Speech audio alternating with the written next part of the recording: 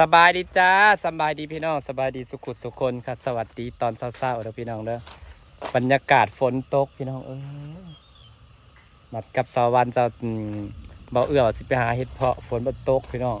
ตกแห้งคักเมื่อคืนนี่นะอยากบอกว่าฝนตกแห้งกว่าเถื่อน้ำแบบน้ำสะจนขึ้นเต็มอ่ะน้ำล้นที่เราเด้เขาสิไปเบิ่งปลาพี่น้องที่บ่อหลัดปลาจากบรรยากาศพี่น้องเขาจะไปหลัดตรงป่าไอ้คลองใส่ไก่นางบขุนเลยได้พี่น้องเพราะว่านางขุดคลองกันน้ำวางระบบน้ำเลยแบบนี้ฝนตกแห้งน้ำขับบ่ขังแล้วก็สิบอกว่าหญ้านางเขียวแล้วมือนี่นางสีขุดหญ้าเครือมาปลูกสิขุดเถาะขุดคลองตัวนั้นมาแต่สิขุดเขาแจตอนนี้ยังขุดสำรองไว้เสือขุดเขาแจคลองทางน้ำไหลพี่น้องน้ำก็เลยบ่ล้นสะอะไรแบบนี้เด้ก็จะขุดในจักหน่อยเพราะว่าน้ำบ่อน้ำคันเฮาเด้มันหากระตกล่างบ่อนคันเฮาที่มันเป็นคันกันน้ำไหลลงใส่แต่อยากบอกว่าหญ้านะเขียวเบิดละจ้าพี่น้องจ้าหญ้าติดเบิดแล้ว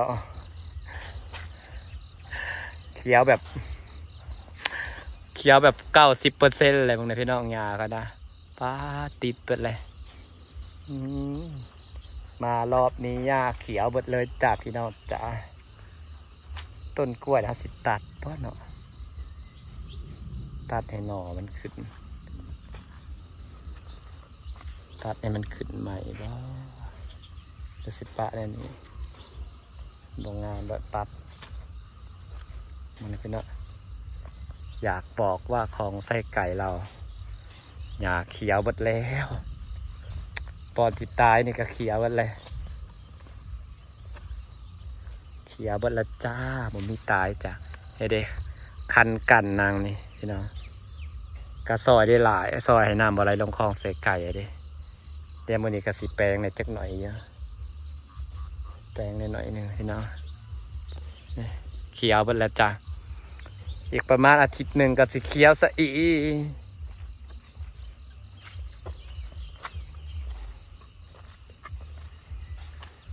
ไปลองไปเบิ่งปลาปะจะว่าปลาขึ้นจะไปหาเลาะลัดปลา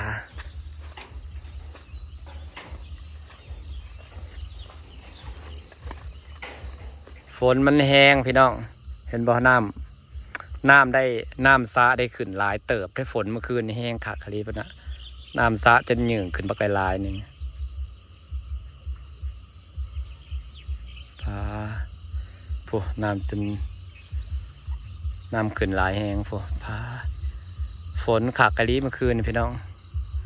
ฝนแห้งขาดคลีพวกเขียวทีบหาหญ้าบงปลาปีนก็จะมีปลาปีนมาเจ้าพี่น้องนะนี่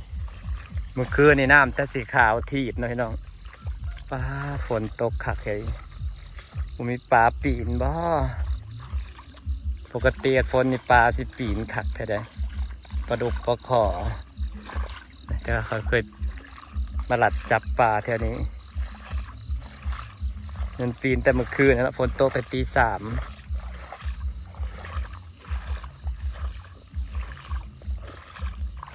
ปลามันสิปีน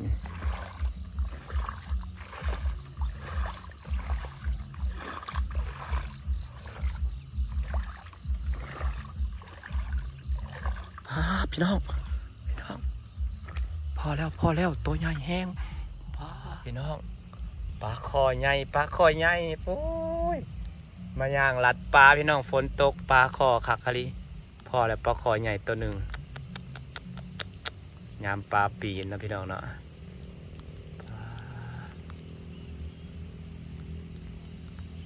ปลาคอปลาดุกอะไรมันปีนยามนี้นะพี่น้องเนาะปลาคอใหญ่ตัวอย่างใหญ่นะว้าปลาคอปีนพี่น้องเห็ดยังกินวันนี้คือตัวใหญ่แท้มันปีนเขานองคอยเบิดระเบิดจัก ตีนตามน้ำเนี่ยขอน้องขอไปได้แต่มาคาตาหนัง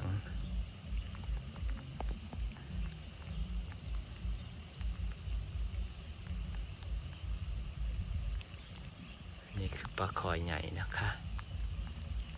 จับปลาคอใหญ่เลย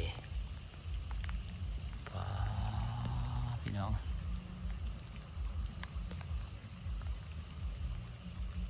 ตัวก็ใหญ่ๆหนึ่งกระทังมาใส่อีกก็ได้พี่น้องบ่ดื้อผมสอนเอาเลยตัวยังไงนะว้าไปหาทางมาขังกันเอาเสร็จจะได้กินเด้คือตัวใหญ่แท้หัดสิเห็ดก็ปลาช่อนลาดพริกนี่ก็บ่มาย่างหรอกพี่น้องย่างหรอกบงปลาปีนปลาปอตัวใหญ่คักเอลิเลาะเบิ่งอีกก่อน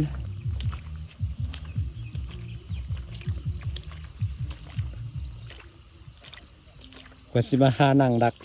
นั่งทาดักจับปลาปีนแท่นี้ก่อนนะเอาทางมา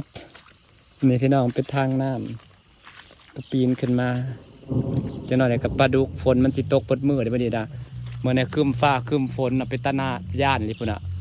พายุเข่าป้อ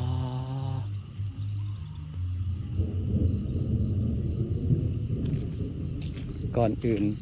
เอาปลาคอยใหญ่ไปขังก่อนจ้าหลัดปลาคักกันพี่น้องหาทางมาขังปลาก็เด้อสิถ่ารัดจะแถวนี้แหละจะนอนนี่กับปลาดุกมันบ่จะเห็นปลาไหนหน่อยกับตัวน้อยบ่เห็นเลยนี่ป้ามาลัดปลาเพาะปลาขอใหญ่คักแท้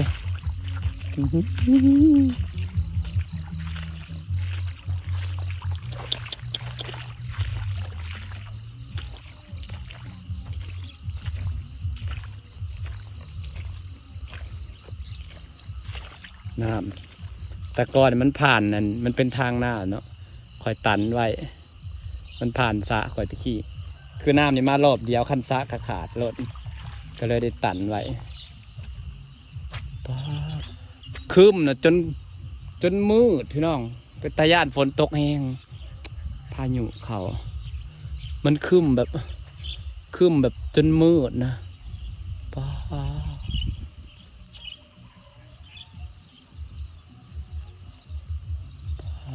พี่น้องสิฝากบรรยากาศไว้สักนี้เด้อจ้าพี่น้องจ๋าเดี๋ยวพวกบ่อเอื้อบ่อน้ำสาวันสีมาหาเฮ็ดพี่น้องเดี๋ยวค่อยพอกันแต่ตอนนี้ไฟยังดับไฟยังบ่มาอยู่จ้าสะออนฝนตกพี่น้องโอ้ยไปจอบบงปลาอีกรอบก่อนนะเผื่อมีโอเคครับพี่น้องสบายดีเด้อ